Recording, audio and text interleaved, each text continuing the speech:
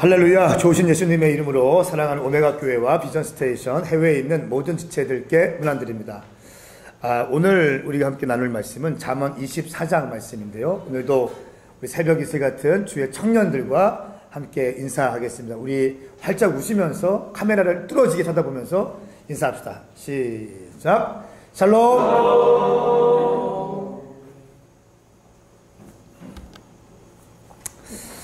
네, 오늘도 하나님의 크신 사랑이 여러분과 함께 하시기를 축복합니다.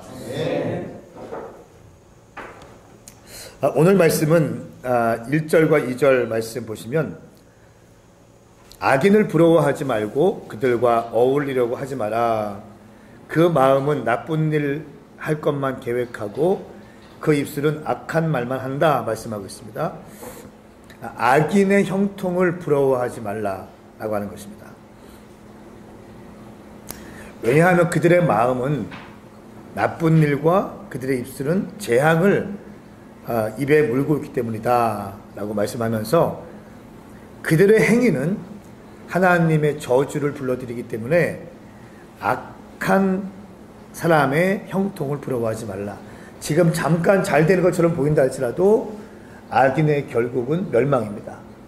우리가 때로 낙심이 되고 마음의 시험이 될 때 뭡니까? 나는 이렇게 열심히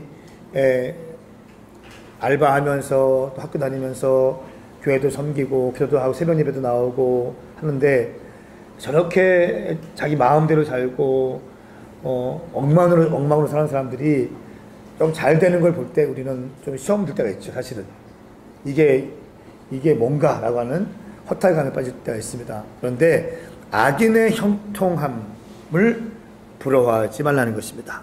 여러분, 이렇게 하루에 한 장씩 말씀을 보고 연구하고 동료들과 나눌 수 있다는 그 은혜, 이런 공동체를 섬길 수 있는 은혜 감사하십시오.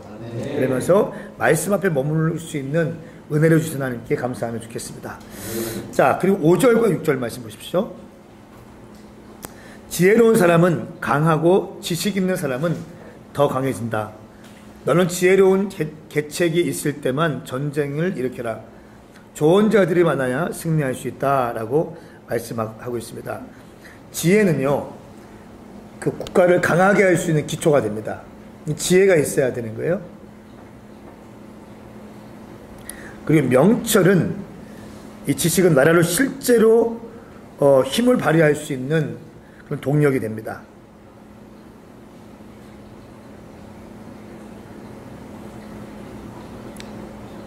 그리고 이 전략, 계책은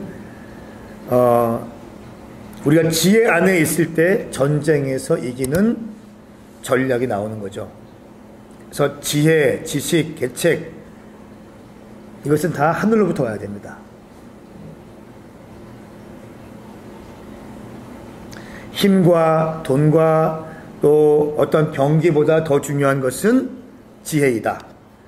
잠언 21장 30절 말씀, 우리가 보았던 말씀인데요. 이렇게 기록합니다.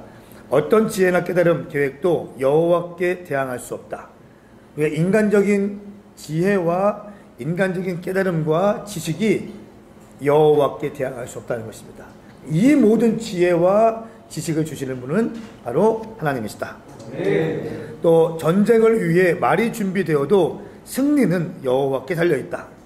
고대 사회에서의 전쟁의 말은 엄청난 무기 아닙니까? 그런데 말이 잘 준비됐다 할지라도 모든 것은 여호와께 달려있다. 할렐루야. 우리의 인생도 마찬가지입니다. 명문대 나왔다고 꼭 잘 되는 거 아닙니다.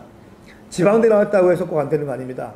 집안이 부유하다고 해서 잘 되는 거 아니고 집안이 어렵다고 해서 안 되는 거 아닙니다.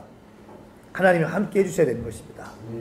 할렐루야. 그러니까 지방대생이라고 해서 너무 낙심하지 마십시오. 대학교를 안 갔다고 해서 너무 낙심하지 마십시오. 낙심할 거 없습니다. 내가 지금 직장 좀 좋은 거 갖고 있다고 해서 뻐기지 마십시오. 그 뻐길 때가 아닙니다. 내가 지금 알바하고 취준생 위치에 있다고 해서 의기소침하지 마십시오. 괜찮습니다. 당신에게 맡겨진 그 자리에서 충성만 다하십시오. 하루하루 부지런히 하십시오. 말씀과 기도를 준비하십시오. 열심히 공부하시고 준비하십시오. 하나님의 때에 반드시 세우실 것입니다. 당신이 신실하게 게으르지 아니하고 말씀과 기도를 붙들고 한다면 반드시 주님을 세우실 거예요. 여러분, 이 시대에 말씀과 기도를 붙드는 사람들이 많지 않거든요. 이 시대에 이렇게 말씀을 묵상하면서 말씀 앞에 엎드리면서 새벽을 깨우면서 하는 사람들 별로 없거든요. 하나님 그런 사람 사용하실 것입니다. 할렐루야. 자, 7절 말씀. 어리석은 사람에게는 지혜가 너무 높이 있어서 어리석은 사람은 사람들이 모인 데서 입을 열지 못한다, 이렇게 말씀하고 있습니다.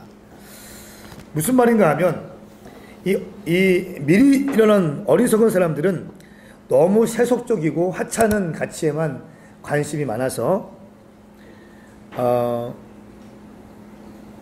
그 지혜가 있는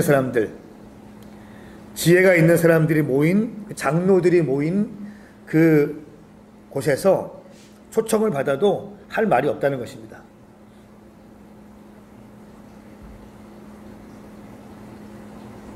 지혜가 너무 높게 보인다는 것입니다.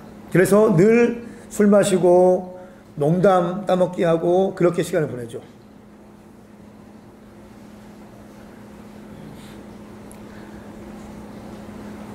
자, 9절 말씀에 어리석은 생각은 죄요, 거만한 사람은 듣기를 싫어한다. 거만한 사람은 사람들이 싫어한다 라고 말씀하고 있습니다. 여러분, 착해도 어리석을 수 있죠. 또 지혜로우면서도 교만할 수 있습니다. 그런 사람도 있습니다. 근데 마음은 정직하고 진실해야 됩니다. 하나님께서 사람을 보실 때 이거 보시더라고요. 정직하고 진실된 사람인가. 그리고 생각은 겸손하고 온유해야 됩니다. 이것이 하나님 사람의 이미지입니다. 또 11절 말씀에 죽음으로 끌려 들어가는 사람들을 구하고 죽임을 당하게 된 사람들을 구해내어라 말씀하고 있어요. 죽음으로 끌려가는 사람들을 구하라. 우리 하나님은 각 사람의 영혼들을 소중하게 여기십니다. 그렇기 때문에 말씀을 전반적으로 보면 선교적인 관점으로 말씀이 기록되어 있어요. 모든 사람들을 주님은 살려내고 싶어 하십니다.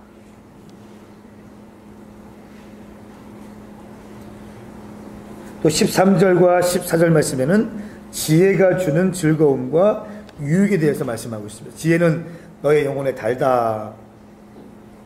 네가 그것을 찾으면 너에게 상이 있을 것이고 네가 기대하는 바가 끊어지지 않을 것이다 말씀하고 있습니다.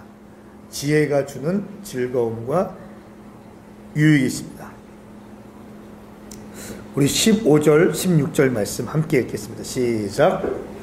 오 악한 사람아, 의인의 집에 숨어있지 마라. 그가 쉬는 곳을 무너뜨리지 마라. 의인은 7번 넘어져도 다시 일어나지만 악인은 재앙을 만나면 넘어진다. 아멘. 네. 오늘 말씀해 보니까 하나님 사람의 특징은 7.8기라는 거예요. 7.8기. 7번 넘어져도 8번째 일어난다는 거예요. 이것이 하나님 사람의 특징이라는 거예요.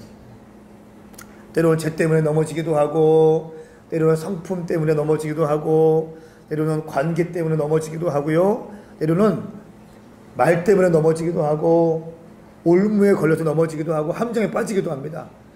자기의 미성숙 때문에 넘어지기도 하고, 성적으로 넘어지기도 합니다. 그런데 7번 넘어져도 다시 일어날 수 있습니다. 왜냐하면 의인은 하나님의 말씀을 심령 가운데 심어 넣으려고 하는 열정이 있습니다. 이것이 가장 큰 무기라는 거예요. 그런데 악인은 내 쪽으로 의지할 곳이 없습니다. 멘탈이 한번 무너지면 그냥 끝나는 거예요. 그런데 의인은 하나님 말씀을 경외하는 자가 의인 아닙니까? 하나님 말씀을 사랑하는 자예요. 이렇게 여러분같이 매일같이 말씀을 보고 말씀 앞에 머무르고 하는 사람이 시간을 들이고 넘어졌는데 말씀들이 기억나기 시작하는 거예요. 하나님은 내 죄보다도 더 크신 분이라는 말씀이 떠오르기 시작하고, 하나님 아버지의 마음이 내게 막 부어지면서 내가 주님을 위해서 다시 한번 일어나야 되겠다 라고 하는 마음들이 일어나게 되는 것입니다. 이것이 하나님 사람의 특징이에요.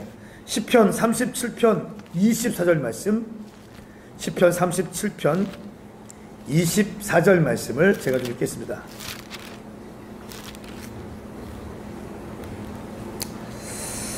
그는 넘어지더라도 아주 엎드러지지 않을 것입니다. 여호와께서 그 손으로 붙잡아 주시기 때문입니다.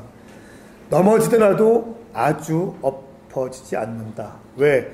여호와께서 여호와의 손으로 그를 붙잡아 주시기 때문에. 할렐루야. 근데 악인은 한번 넘어지고 한번 무너지면 그냥 끝나는 거예요. 어떻게 할 도리가 없어요. 의지할 구석이 없습니다. 자, 17절 18절 말씀 보세요. 내 원수가 쓰러질 때 좋아하지 마라. 그가 걸려 넘어질 때 너의 마음에 기뻐하지 마라. 그러면 여호와께서 보고 기뻐하지 않으시고 그 진노를 너에게로 돌이킬 줄 모른다 말씀하고 있습니다.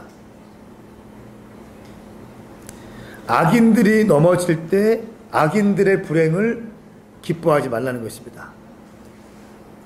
잘 됐다 하면서 콧노래 부르고 속으로 박수치고 겉으로는 안 됐다 어떡하냐 하면서 속으로는 박수치고 이런 거 하지 말라는 거예요. 왜냐하면 하나님의 성품 가운데 긍휼하심의 성품이 있습니다. 우리에게 하나님의 성품이 얼마나 중요한지, 하나님의 성품대로 살아가는 것이 얼마나 중요한지. 악인들의 넘어짐에 대해서 주님은 불쌍히 여기시잖아요. 그렇기 때문에 우리도 긍휼의 마음으로 바라봐야 된다 말씀하고 있어요.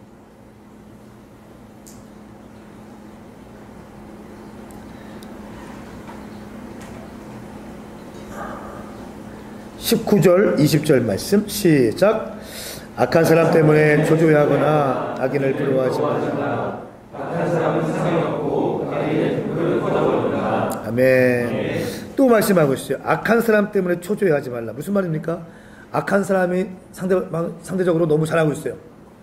너무 막 잘하고 있고 막 승진도 하고 있고 나는 승진도 안 되고 또 얘는 악한데 공부도 더 잘하는 것 같고 그런 거 있죠. 그렇다고 해서 초조해하지 말라. 또 잘 되고 있는 악인을 부러워하지 말라. 그거는 잘 되는 게 아니다. 저주받는 거다. 하나님을 떠나서 사업하고 예수 믿던 집사가 하나님을 떠나서 사업하고 하나님을 떠나서 뭐하고 잘 되고 있어. 그거 부러워하지 마라. 그건 저주다. 돈 좀 벌고 있는 것 뿐이지 그처럼 저주가 어디 있습니까? 하나님의 사람이 하나님을 떠났는데 예배 드리지 않고 11조도 드리지 않고 하나님을 떠나고 있는데 사업이 잘 된다? 여러분 그게 축복입니까? 아니요. 그건 가장 큰 저주입니다. 그런 것 때문에 마음 빼앗기지 말고 초조해하지 말라라고 말씀하고 있습니다. 하박국 3장 13절 말씀에는 악인의 형통에 대해서 하박국이 주님께 항변합니다. 왜 이렇게 악한 자들의 형통을 보시면서 왜 가만두십니까? 하박국 1장 13절 말씀이에요. 1장 13절 말씀. 주의 눈은 정결해서 죄악을 보시지 못하시고 죄악을 그냥 바라보시지 못하십니다. 그런데 악한 사람이 자기보다 의로운 사람들을 파괴시키고 있는데 왜 반역자들을 조용히 바라보고만 계십니까? 이렇게 말씀하세요. 왜 악한 사람들의 잘 되는 것을 바라만 보고 계십니까? 왜 악인의 형통에 대해서 주님 침묵하십니까? 라고 말씀합니다. 주님이 뭐라고 대답하십니까? 악인의 결국은 패망이다 말씀하세요. 의인은 믿음으로 말미암아 살리라.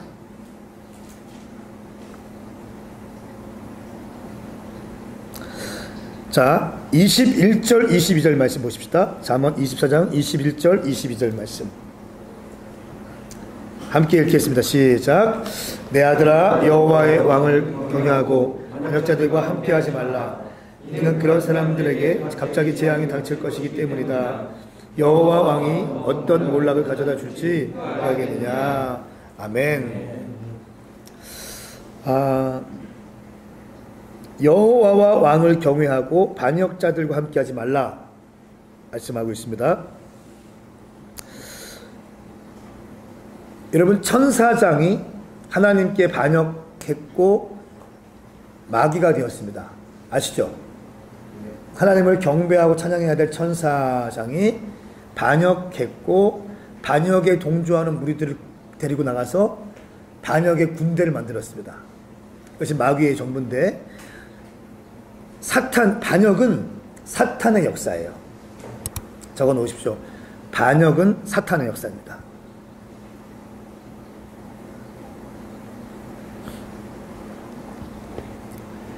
로마서 13장 로마서 13장 1절 2절 말씀이에요. 제가 읽어드리겠습니다. 각 사람은 위에 있는 권세들에 복종하십시오. 무슨 권세든 하나님께로부터 나오지 않은 것이 없고 이미 있는 권세는 다 하나님께서 세우신 것입니다. 따라서 권세에 대항하는 사람은 하나님의 명을 거역하시는 것이니 거역하는 사람들은 심판을 자초할 것입니다. 여러분 이 악한 왕, 악한 대통령도 하나님이 세우셨습니다. 믿으십니까? 요 고백하기 위해서는요 하나님의 섭리를 인정할 수 있어야 돼요. 하나님의 통치권을 인정할 수 있어야 되는 거예요. 왕들 위에 하나님이 계시다. 하나님의 경륜을 이해할 수 있는 사람만이 이 말씀을 이해할 수 있어요. 그러니까 모든 왕을 하나님이 세우셨다. 그래서 우리가 어떤 왕이 세워질 때, 선거할 때 굉장히 기도를 열심히 합니다. 그 이유가 뭡니까? 하나님, 악인들 세우지 마시고 하나님의 맞는 사람을 좀 세워주십시오 라고 기도하는 것이 우리의 기도 아닙니까? 자, 그랬을 때 우리가 마음에 들지 않는 왕들이 세워졌다고 해서 우리가 어떻게 해야 되는가? 성경은 분명히 말씀하고 있습니다. 모든 권세는 하늘로부터 왔다 라고 하는 것입니다. 그리고 반역하지 말라고 합니다. 마귀도 하나님을 반역해서 시작된 것이 마귀의 전부이기 때문에 반역은 사탄의 역사입니다.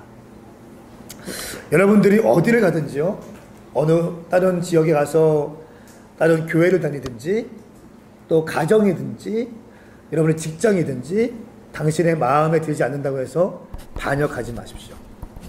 아멘 하세요. 아멘. 반역하지 마세요. 함부로 권위자들을 당신 입술에다가 올려놓고 난도질하지 마세요. 습관적으로 부정적이고 악한 말 하는 사람이 있습니다. 원망하는 사람, 이 사람 어떤 사람들은요 습관적으로 그런 얘기하는 사람들이 있어요. 참 안타깝습니다. 가는 곳마다 그런 얘기를 하는 거예요. 참 그 습관 고치기가 너무 힘들어. 그래서 그런 사람들의 특징이 뭡니까? 늘 원망이 있어요. 늘 불만이 가득해. 그렇죠. 가만히 생각해 보세요. 그래 안 그래요?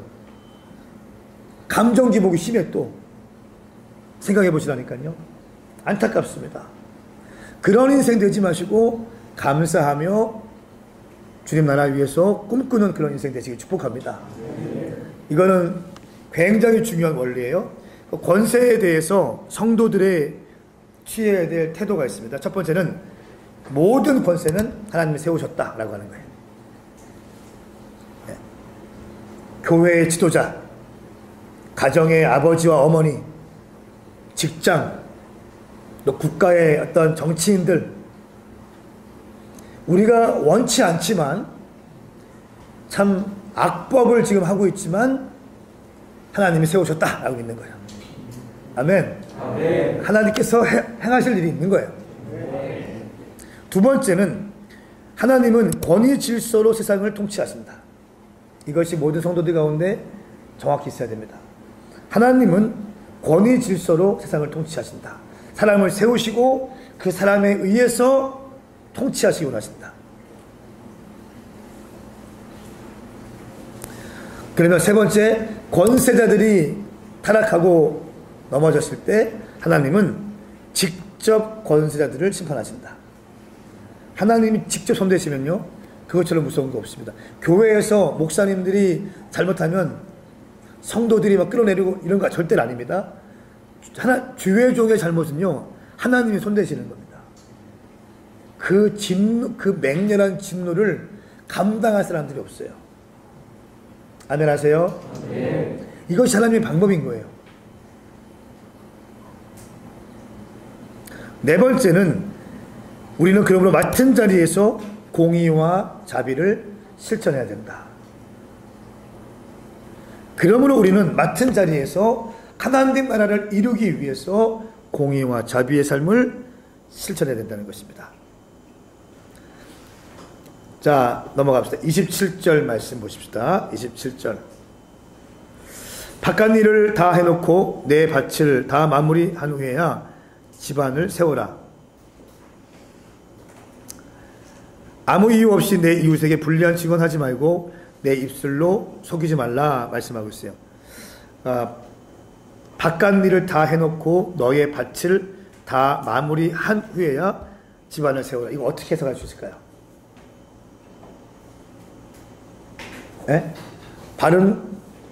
바깥 일을 다 해놓고 너의 밭을 다 마무리한 후에야 집안을 세워라. 백 목사님 어떻게 해석하시겠어요?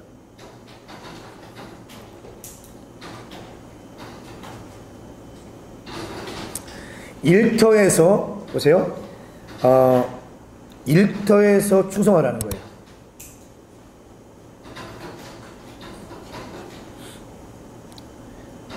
가정이 소중하지만 바깥에서 여러분의 직장에서 일터에서 엉망으로 하고 집에 얼른 빨리 가지 말라는 거예요. 또 교회에서 기도하고 사역한다고 해서 바깥에서 여러분의 직장에서 여러분의 학교에서 대충 살지 말라는 거예요. 아멘입니까? 아멘. 일터를 소중히 여겨라. 여러분들의 삶의 영역을 소중하게 여겨라.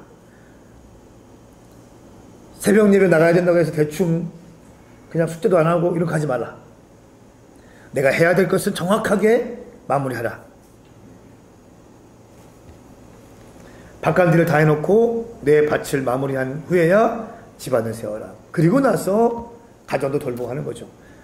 내 가정 때문에 바깥에는 이런 엉망이야 그냥. 그러면 다른 사람이 그 피해를 봅니다. 다른 사람이 대신해야 됩니다. 그렇게 하지 말고 네가 맡은 거는 정확하게 끝내놓고 너의 가정에 들어가라. 아멘입니까? 네. 직장에서 자신의 위치를 바로 세우는 것, 자신의 역할을 충분히 감당할 수 있는 것, 인정받는 것 대단히 중요합니다. 33절 34절 시작. 조금만 더 자자, 조금만 더 졸자, 조금만 더 손을 모으고 시작하면 하나님 강도같이 우리 병력이 강도로 그냥 강사같이 내게 이를 것이다. 아멘. 게으름에 대한 문제예요. 게으름은 영성을 파괴하는 가장 큰 대적입니다. 당신의 영성을 갉아먹는 가장 큰 대적 게으름이에요.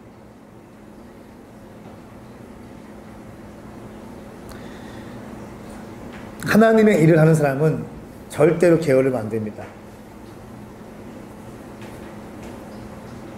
내가 게으르다, 풀타임 사역자 하면 안 됩니다. 안 됩니다. 새벽을 깨울 수 있어야 돼요. 그러니까 사역자들 또 주님의 성전에서 일하는 사람들은 반드시 새벽을 깨워야 돼요. 그거 안 되면 안 됩니다. 실력이 있고 능력이 있고 아무 상관없어요. 기본적으로 새벽을 깨워내야 됩니다. 반드시 말씀과 동행해야 돼요. 다른 사람들 다 놓쳐도 사역자들, 스태프들, 간사들, 또 영혼을 맡은 셀리더들 이런 사람들은 새벽 예배와 말씀, 일용할 양식은 무조건 잡고 나가야 됩니다. 이거 없이 사역에 뛰어들고 이거 없이 영혼을 케어하면 혼적인 생각 나가고 시험 들어서 그 사람 때문에 시험 들어서 교회가 어려워집니다. 절대 무릎을 꿇어야 됩니다. 게으르면 새벽 예배 못 나오죠. 못 나옵니다. 게으름과 싸우십시오. 아멘 합시다. 아멘. 게으름과 싸워야 됩니다. 아멘. 선교를 꿈꾸고 있는 사람들 게으름과 싸워야 됩니다. 아멘. 오늘 잠언 24장의 지혜가 여러분 가운데 심겨지기를 축복합니다. 아멘. 기도하겠습니다. 주님 감사합니다. 오늘 이 말씀이 오늘 이 현장에 있는 분들과 또 유튜브로 함께 듣는 모든 심령들 가운데 심겨지게 하셔서 이 말씀의 삶의 원칙대로 삶을 디자인하게 하여 주시옵소서. 아멘. 감사드리며 예수님의 이름으로 축복하고 기도하옵나이다. 아멘. 아멘. 크게 합시다. 아멘. 사랑하는 여러분, 오늘 말씀 여기까지입니다. 저는 다음 주 월요일에 가정 예배로 잠언 25장 말씀을 들고 인사드리겠습니다. 오늘도 승리하십시오. 함께 인사할까요? 샬롬. 샬롬. 저는 신앙생활을 하면서 제가 뭔가 경건의 집을 짓고 있다는 좀 생각이 최근에 많이 들었는데 3절이랑 4절이랑 또 27절에 보면은 집은 지혜로 지어지고 통찰력으로 튼튼해진다. 그리고 바깥일을 다 해놓고 네 밭을 다 마무리한 후에 집 안을 세워라 라고 하는 저를 보면서 집을 세울 때 또